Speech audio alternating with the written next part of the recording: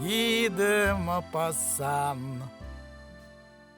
Парижское приключение. Найдется ли на свете чувство более острое, чем женское любопытство? О, узнать, увидеть, потрогать то, о чем мечталось! Чего только не сделает женщина ради этого! Когда ее нетерпеливое любопытство задето, она пойдет на какое угодно безумие, на какую угодно неосторожность, проявит какую угодно смелость, не отступит ни перед чем. Я говорю о настоящих женщинах, о женщинах, ум которых представляет собой ящик с тройным дном. С виду это ум рассудительный, холодный, но 3 его потайных отделения наполнены. Первое — вечно возбужденным женским беспокойством. Второе — притворством, под маской прямодушия, притворством, свойственным ханжам, полным софистики и весьма опасным. И, наконец, последнее — очаровательной наглостью, прелестным плутовством, восхитительным вероломством, всеми теми извращенными свойствами, которые толкают на самоубийство глупо доверчивых влюбленных и восхищают остальных мужчин. Женщина, приключение которой я хочу рассказать, была до того времени скучно добродетельной провинциалкой. Ее внешняя спокойная жизнь проходила в семье, делясь между занятым мужем и 2 детьми, которым она была примерной матерью. Но сердце ее трепетало неудовлетворенным любопытством, жаждою неизвестного. Она беспрестанно грезила о Париже и с жадностью читала великосветские журналы. От описания празднеств, туалетов, развлечений ее желания разгорались все больше и больше, но особенно таинственно волновали ее отголоски, полные намеков, полуприкрытых искусными фразами, за которыми угадывались широкие просторы преступных и губительных наслаждений. Издали Париж представлялся ей в каком-то апофеозе великолепной и порочной роскоши. И в те долгие ночи, отдаваясь мечтам, под мерное храпение мужа, который, повязав фуляром голову, спал на спине рядом с нею, она грезила о знаменитостях, чьи имена, как яркие звезды на темном небе, появлялись на первых страницах газет. Она рисовала себе их безумную жизнь, полную постоянного разврата, сладострастных античных оргий и такой сложной и утонченной чувственности. И она себе даже это не могла представить.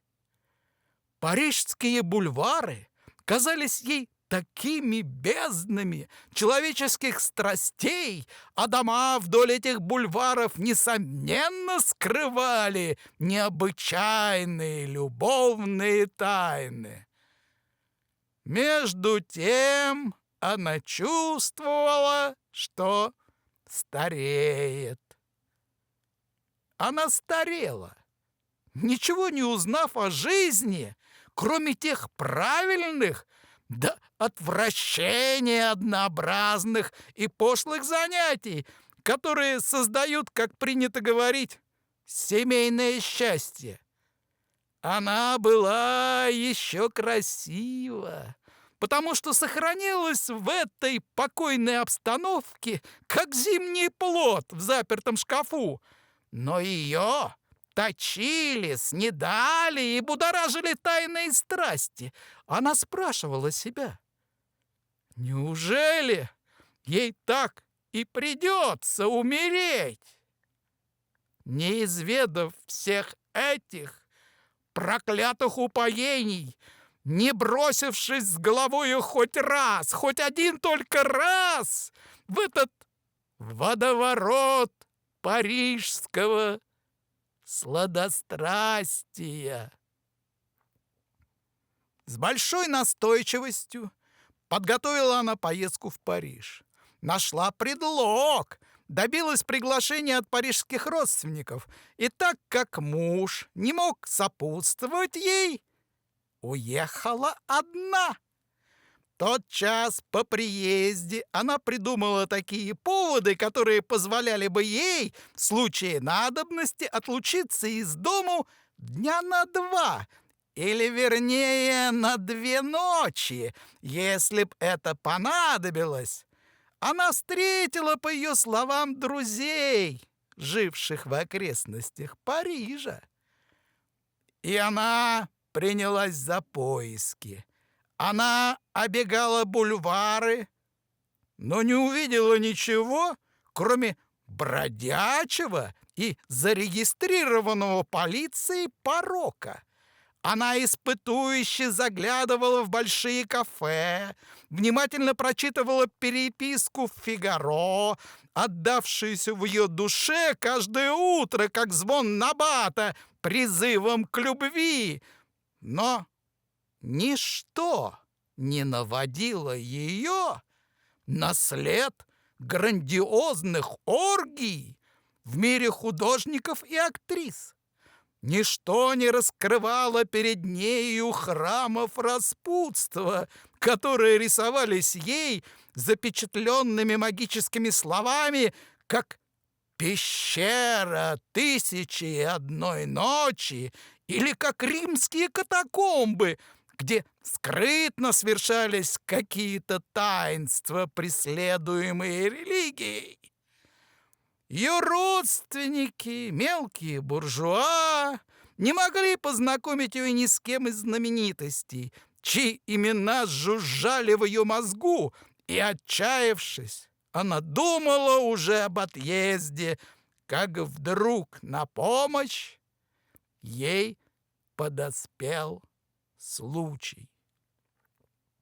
Однажды, проходя по улице шоссе де Нагаен, она остановилась у витрины магазина с японскими вещицами, расписанными столь ярко, что они веселили глаз.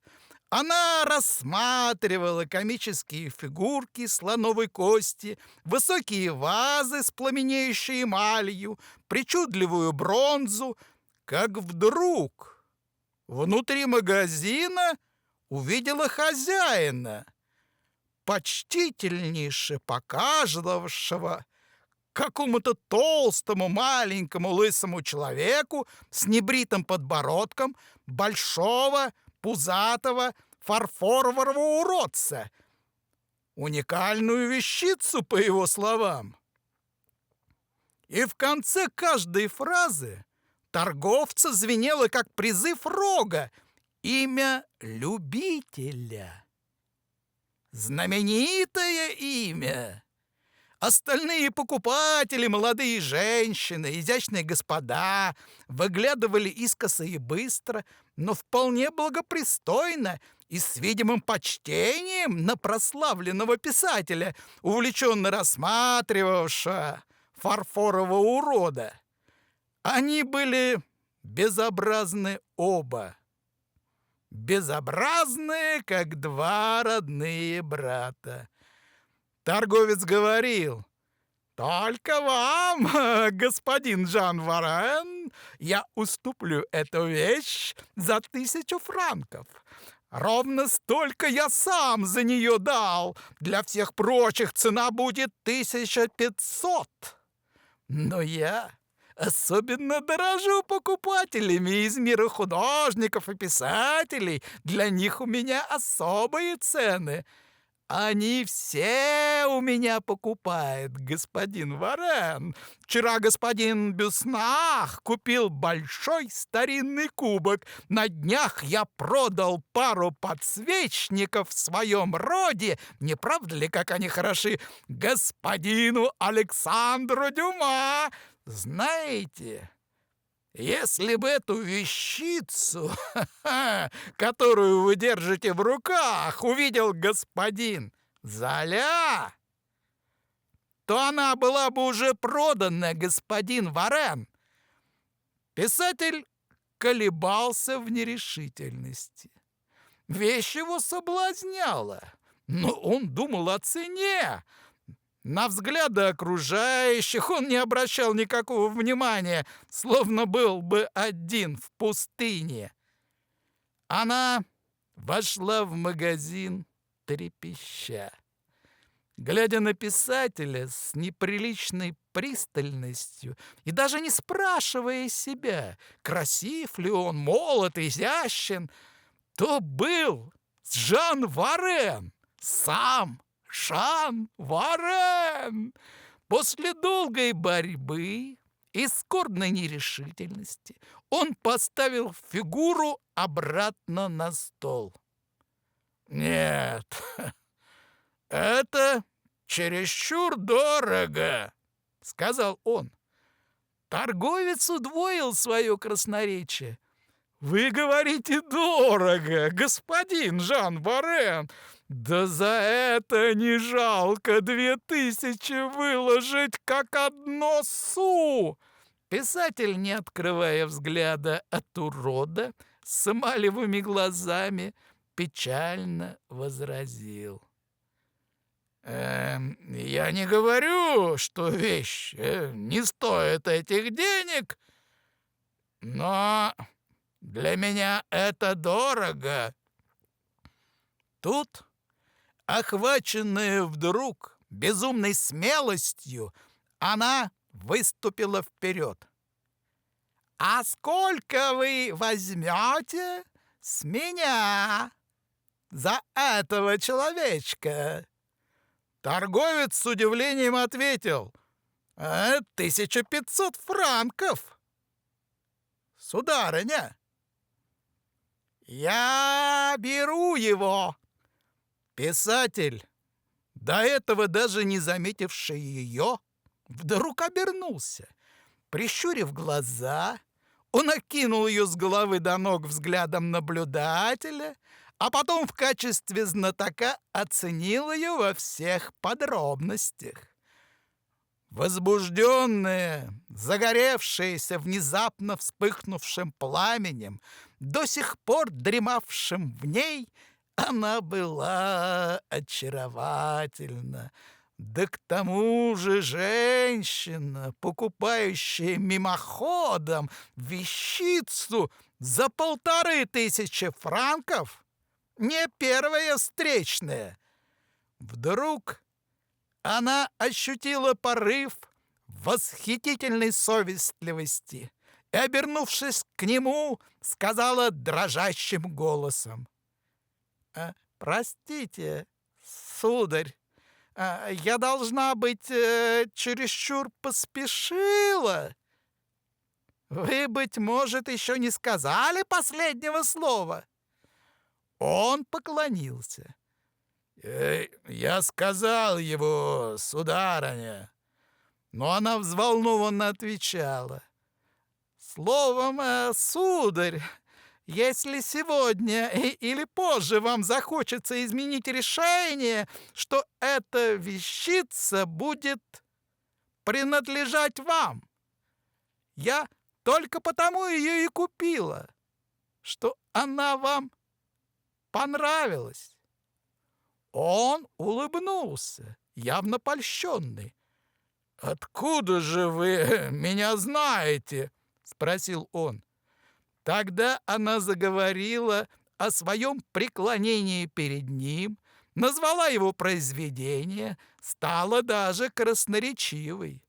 Чтобы удобнее было разговаривать, он облокотился на какой-то шкафик и, пронизывая ее острым взглядом, старался понять, что она собой представляет. Время от времени владелец магазина, обрадованный этой живой рекламой, кричал с другого конца лавки, когда входили новые покупатели: «А вот, взгляните, господин Жан Барен, разве это не прелестно?» И тогда все головы поднимались, и она дрожала от удовольствия, что ее видят в непринужденной беседе со знаменитостью. Наконец, совсем опьянев, она решилась на крайнюю дерзость, подобно генералу, приказывающему идти на приступ. «Сударь, — сказала она, — сделайте мне большое, очень большое удовольствие. Разрешите мне поднести вам этого урода на память о женщине, страстно вас поклоняющейся, и которая виделась с вами всего 10 минут». Он отказался. Она настаивала. Он противился, забавляясь и смеясь от всего сердца. Тогда она сказала упрямо: «Но в таком случае я тотчас же отвезу его к вам. Где вы живете?» Он отказался сообщить свой адрес, но она узнала его от продавца и, заплатив за покупку, бросилась к фиакру. Писатель побежал за ней вдогонку, не желая, чтобы у присутствующих создалось впечатление, что он принимает подарок от незнакомого лица. Он настиг ее, когда она садилась в экипаж, бросился за ней и почти упал на нее, так как его подбросило тронувшимся фиакром. Затем уселся рядом с нею, весьма раздосадованный. Сколько он ни упрашивал, ни настаивал, она оставалась непреклонной. Когда они были уже у его подъезда, она изложила ему свои условия. «Я согласна, — сказала она, — не оставлять у вас этой вещи, если вы сегодня будете исполнять все мои желания». Это показалось ему настолько забавным, что он согласился. Она спросила: «Что вы делаете обычно в этот час?» Поколебавшись, он сказал: «Прогуливаюсь». Тогда решительным тоном она приказала: «В лес!» И они поехали.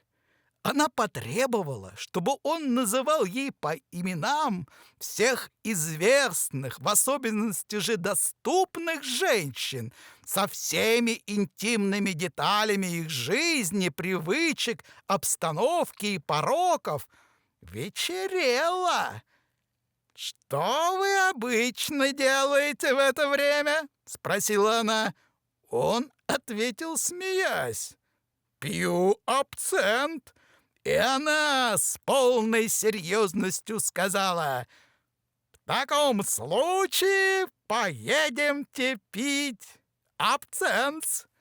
Они вошли в одно из известных кафе на больших бульварах, где он часто бывал, и где встретил несколько собратьев по перу. Он всех их ей представил. Она была без ума от радости, и в ее голове беспрестанно раздавалось: «Наконец-то! Наконец!» Время бежало. Она спросила: «В этом часу вы, вероятно, обедаете?» Он отвечал: «Да, сударыня». «В таком случае Поедемте обедать, сударь. Выходя из ресторана «Биньон», она сказала: «Что вы делаете по вечерам?» Он пристально взглянул на нее. «Смотря по обстоятельствам, иногда я отправляюсь в театр». «Отлично, сударь. Поедемте в театр». Они пошли в водевиль, где благодаря ему им предложили бесплатные места, и, о, верх славы, весь зал видел ее рядом с ним в креслах балкона. Когда представление кончилось, он галантно поцеловал ей руку. «Мне остается поблагодарить вас, сударыня, за восхитительный день». Она прервала его. «А что вы обычно делаете ночью?» Но я возвращаюсь домой». Она нервно засмеялась. «Ну что ж, сударь, поедемте к вам домой». И больше они не разговаривали. Порою она дрожала с головы до ног, желая бежать и остаться, но все же твердо решив в глубине души идти до конца. На лестнице она цеплялась за перила, и так сильно возрастало ее волнение, а он шел вперед, отдуваясь, с восковой спичкой в руке. Очутившись в комнате, она быстро разделась, скользнула в постель, не говоря ни слова, и стала ждать, прижавшись к стене. Но она была неопытна. Как только возможно для законной жены провинциального нотариуса, а он был требовательнее трехбунчужного паши. Они не поняли друг друга, совершенно не поняли. И он уснул. Ночь проходила, и тишину ее нарушало лишь тиканье старинных часов. Неподвижно лежа, она думала о своих супружеских ночах и с отчаянием смотрела на этого, спавшего рядом с ней на спине, под желтым светом китайского фонарика, маленького, шарообразного человечка, чей круглый живот выпячивался из-под простыни, словно надутый газом баллон. Он храпел, как органная труба, с протяжным фырканьем и смешным клокотанием в горле. 20 волос, утомленные за день своим приглаженным положением на голом черепе, который они должны были прикрывать, воспользовались теперь его сном и топорщились во все стороны. Струйка слюны стекала из угла его полуоткрытого рта. Наконец, сквозь опущенные занавески чуть проглянул рассвет. Она встала, бесшумно оделась и уже приоткрыла было дверь, но скрипнула задвижкой, и он проснулся, протирая глаза. Несколько секунд он не мог прийти в себя, затем, припомнив все случившееся, спросил: «Как? Вы уходите?» Она стояла смущенная и прошептала: «Да, уже утро». Он сел на постели. «Послушайте», — сказал он, — «я тоже хочу вас кое о чем спросить». Она молчала, и он продолжал: «Вы крайне удивили меня вчера. Будьте откровенны, признайтесь, зачем вы все это проделали? Я ничего не понимаю». Она тихонько подошла к нему, краснея, как молоденькая девушка. «Я хотела узнать порок. Ну и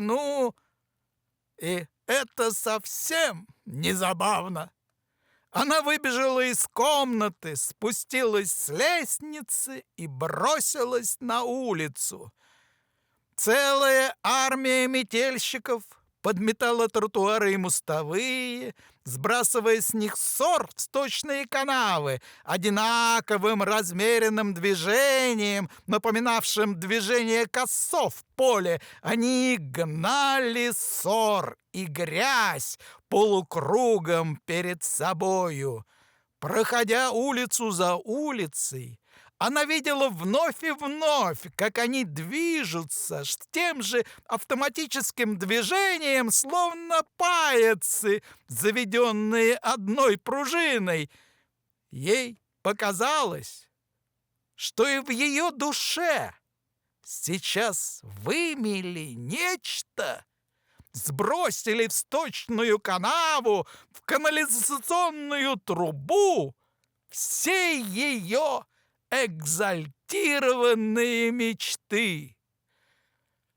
Она вернулась домой, запыхавшись, изябнув и не ощущая в сознании ничего, кроме этого движения щеток, подметающих Париж по утрам. И как только она очутилась в комнате, она зарыдала.